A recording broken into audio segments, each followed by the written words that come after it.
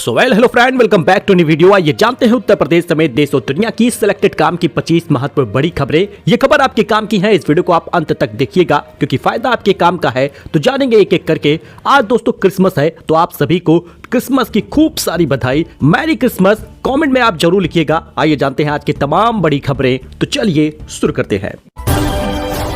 तो दोस्तों mobile user के लिए बड़ी राहत, दूरसंचार कंपनियों को वॉइस कॉल और एसएमएस के जारी करने होंगे रिचार्ज पैक। सोमवार को टैरिफ नियमों में संशोधन कर दिया गया है। इसके तहत मोबाइल सेवा प्रदाता कंपनियों का डाटा का उपयोग नहीं करने वाले ग्राहकों के लिए सिर्फ वॉइस कॉल और एसएमएस के लिए भी रिचार्ज कूपन मुहैया कराना होगा। अभी कंपनियां इंटरनेट डाटा, वॉइस कॉल और एसएमएस रिचार्ज कूपन मुहैया कराती हैं। साथ ही ट्राई ने विशेष रिचार्ज कूपन पर 90 दिनों की सीमा को हटा दिया है और इसे 365 दिनों तक बढ़ा दिया है। इससे बड़ा फायदा ये होगा कि बहुत सारे लोग इंटरनेट का इस्तेमाल नहीं करते हैं और सिर्फ बात करना चाहते हैं, मैसेज भेजना चाहते हैं। तो इस प्रकार का सभी कंपनियों ने रिचार्ज खत्म कर दिया था। रिचार्ज पैक नहीं थे, लेकिन अब इसको भी लाना होगा। पुष्पा 2 भगदड़, विक्टिम के पति बोले अल्लू पर इल्जाम न लगाएं, पत्नी की मौत हमारा बैड लक है। फिल्म के मेकर ने पीड़ित परिवार को 50 लाख रुपए दिए हैं। वही पाई पाई जोड़कर बनवाई ज्वेलरी सब चोरी हो गया। लखनऊ में बैंक लॉकर चेक करने पहुंचे लोग बोले हमारा लॉकर नहीं, भरोसा टूटा है। कई साल से पेट काट कर बेटी की शादी के लिए गहने बनवाए थे। बेटियों की शादियों के लिए कंगन, झुमके, अंगूठे, 75 ग्राम की तनिष्क का सोना भी खरीदा था। कुछ पैतृक जेवर भी थे। ऐसा कहा है पीड़ितों ने, जिन्होंने लॉकर में अपने पैसे जमा किए थे, जिन्होंने लॉकर में अपने सोने चांदी रखे थे।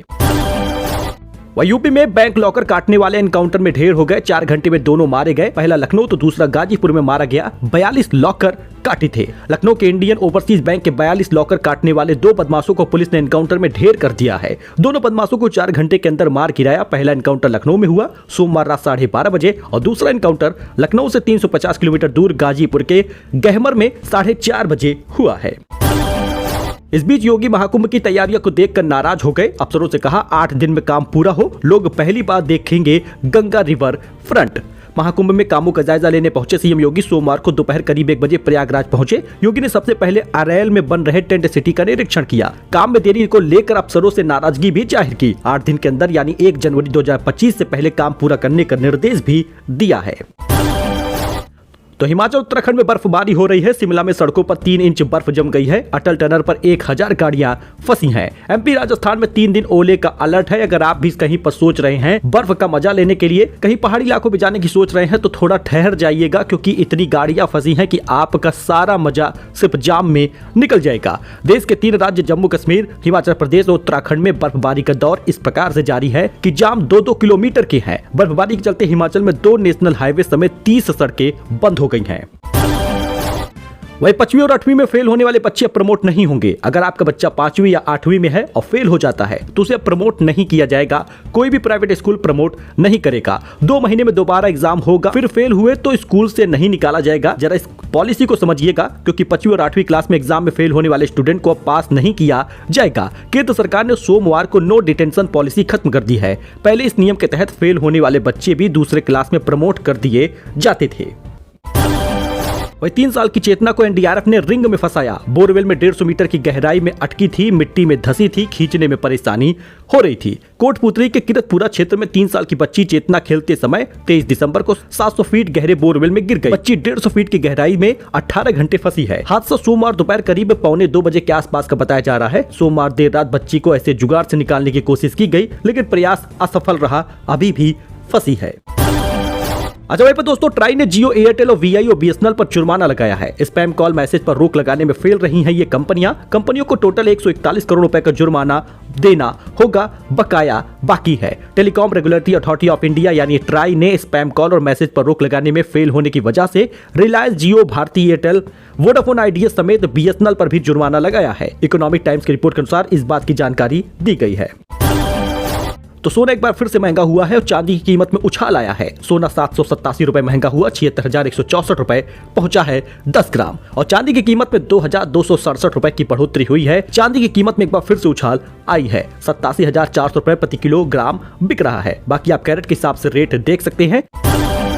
अच्छा, इसके साथ ही हरियाणा में नए साल में इन लोगों को मिलेगी फ्री जमीन। सरकार का बड़ा ऐलान है। दोस्तों, हरियाणा में ग्राम पंचायत की जमीन पर जिन ग्रामीणों ने 100 से 500 गज में मकान बना लिया है और वह 20 साल पुराना है तो उन्हें मालिकाना हक दिया जाएगा। अगर यह मकान किसी तालाब, फिरनी या कृषि भूमि में होता है तो उसे मालिकाना हक नहीं दिया जाएगा। इस बात का भी ऐलान हुआ है। विकास एवं पंचायत मंत्री कृषि लाल पंवार ने सोमवार को मीडिया से बातचीत के दौरान ये बातें कही हैं। सरकार ने गरीब लोगों को प्लॉट देने की घोषणा की थी, लेकिन प्लॉट की रजिस्ट्री नहीं दी गई। हमारी सरकार उन सभी लोगों को प्लॉट की रजिस्ट्री और कब्जा भी देगी। 5 लाख लोगों को प्लॉट और मकान देने के लिए सर्वे चल रहा है। नए साल पे मुख्यमंत्री नायब सिंह सैनी इससे पहले फेज की शुरुआत करने जा रहे हैं। तो दोस्तों, एक बार फिर से नए साल पर महंगा हो सकता है एलपीजी गैस सिलेंडर। आप अगर चाहें तो अभी खरीद सकते हैं, क्योंकि नए साल से गैस सिलेंडर के दाम में 150 रुपए तक की उछाल देखने को मिल सकती है। बताया जा रहा है कि पिछले 8-9 महीने तक घरेलू गैस सिलेंडर के दाम में कोई बदलाव नहीं हुआ, लेकिन इस बार यह भी कहा जा रहा है कि घरेलू गैस के सिलेंडर के दाम में भारी उछाल देखा जा सकता है। जहां कॉमर्शियल गैस सिलेंडर महंगा होगा, वहीं घरेलू गैस सिलेंडर के दाम में भी बढ़ोतरी देखने को मिल सकती है। जीएसटी इसका एक बड़ा कारण माना जा रहा है। अब देखना यह होगा कि कितना दाम बढ़ता है, क्योंकि ये 1 जनवरी को ही पता चलेगा। लेकिन आप बढ़ोतरी से बच सकते हैं, अभी गैस सिलेंडर खरीद सकते हैं।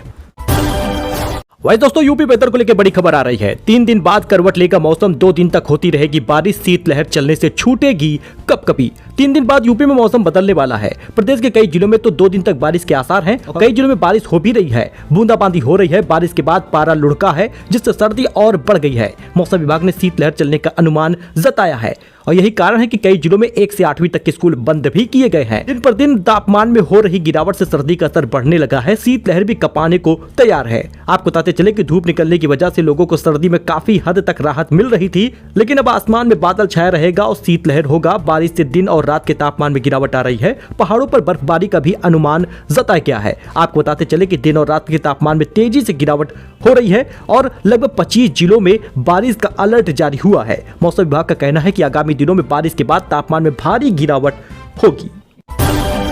इस बीच एक बड़ी खुशखबरी आ रही है। बड़ा फैसला हुआ है। नए साल पर महिलाओं के खाते में आएंगे 2100 रुपए। 2000 रुपए तक मिलेंगे। चारों तरफ खुशी का माहौल है। बैंक में आय किस्त का स्टेटस चेक करने के लिए आपको आधिकारिक वेबसाइट के लिंक पर जाना होगा। महाराष्ट्र में कई सारी महिलाओं को मुख्यमंत्री लड़की बहन योजना की किस्त में पैसों का बेसब्री से इंतजार था। अब देवेंद्र फडणवीस की सरकार महिलाओं की चिंता दूर करती है। उनके खाते में 1500 रुपए हर महीने मिलेगा। आप भी जाकर उसको चेक कर सकते हैं। इसी बीच चौथी और 5वीं किस्त के पैसे भी एक साथ भेजे जाएंगे। दिल्ली सरकार ने भी बड़ा ऐलान कर दिया है। हर महिलाओं को 1000 रुपए खाते में पहुंचेगा। इसके लिए सिर्फ आपके पास वोटर ID कार्ड होना जरूरी है। अगर आप 18 साल से ज्यादा के हैं, वोटर ID है और आप एक महिला हैं, तो आपको ये लाभ मिलेगा।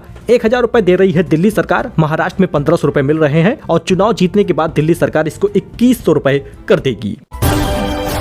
वही भूखे ना सोए सफाई कर्मी रोज चलाए भंडारा। 15 दिन में खाते में पहुंचेगा वेतन। सीएम योगी का अफसरों को निर्देश है।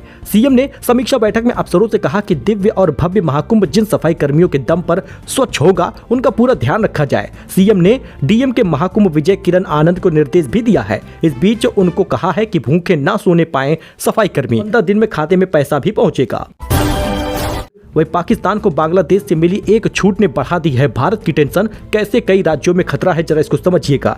आपको बताते चले कि पाकिस्तान की एजेंसी ISI हथियारों की सप्लाई, मादक पदार्थों की तस्करी जैसे कारनामों को अंजाम देती है। अब एजेंसियों को संदेह है कि यहाँ इन चीजों को उतारे जाने के बाद बांग्लादेश की सीमा पर भी इसको पहुंचाया जा रहा है, जिसमें बांग्लादेश और पाकिस्तान दोनों मिल चुके हैं, एक दूसरे को सपोर्ट कर रहे हैं और इसी कारण से वहां के हिंदुओं को परेशानी तो हो ही रही है। अब भारत के सट्टे राज्यों पर भी इसकी समस्या पैदा हो रही है। 2004 में ऐसा ही हुआ था, जब चटगांव बंदरगाह पर 1500 डिब्बे बरामद किए गए थे, जिनमें चीनी हथियार रखे थे। तब एजेंसियों का कहना था कि ये डिब्बे शायद ISI ने रखवाए हैं। लेकिन दोस्तों, एक बार फिर से ऐसी ही साजिश रची जा रही है, जिस कारण से बांग्लादेश और पाकिस्तान मिले हैं और भारत को टेंशन हो रही है।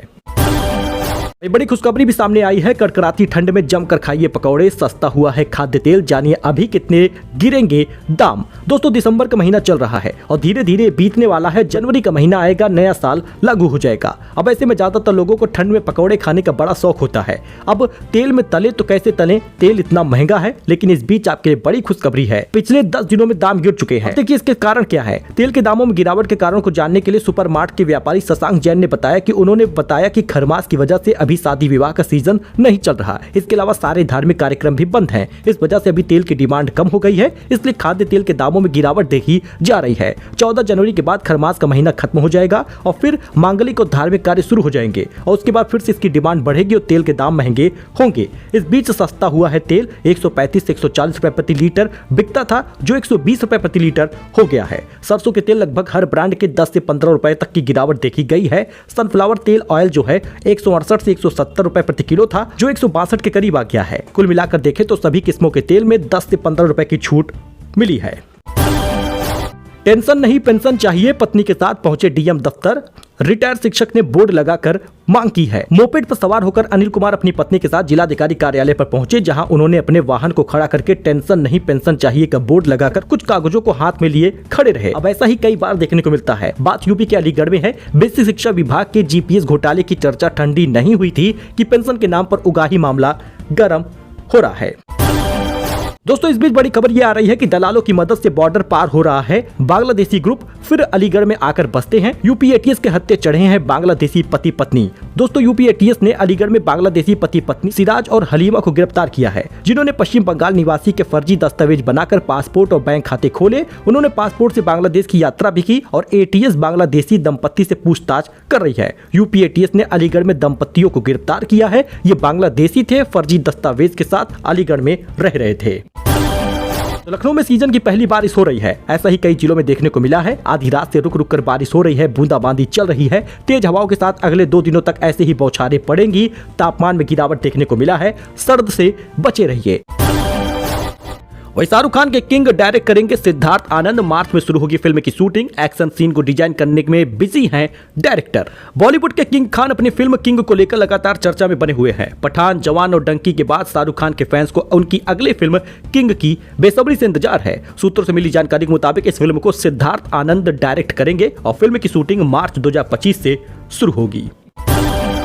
इस बीच मोहन भागवत के बयान से संतों की भौहें तन गई हैं। कहा, धार्मिक विषयों पर हमारा फैसला अंतिम है। संघ प्रमुख मोहन भागवत के मंदिर मस्जिद विवादों को उठाने की अस्वीकार बताते हुए साधु संतों ने नाराजगी जताई है। कई संतों ने उनके बयान का विरोध करते हुए धर्म को लेकर आरएसएस की भूमिका पर भी सवाल उठाए हैं। वही महाकुंभ में कोई गड़बड़ी न हो, पीलीभीत में आतंकियों के एनकाउंटर के बाद अफसरों से बोले सीएम योगी। योगी ने महाकुंभ की सुरक्षा व्यवस्था की समीक्षा के दौरान अधिकारियों से कहा कि व्यवस्था ऐसी चाक चौबंद होनी चाहिए कि किसी सूरत में कोई गड़बड़ी पैदा न कर सके। पीलीभीत में 3 खालिस्तानी आतंकियों के पुलिस द्वारा एनकाउंटर के बाद ये फैसला लिया गया है। सो दोस्तों, ये कुछ अपडेट था, नई जानकारी थी। आई होप कि आपको पसंद आया हो। वीडियो पसंद आया हो तो लाइक करिए, सब्सक्राइब करिए, दोस्त के साथ जुड़िए for latest news, for latest खबर। धन्यवाद।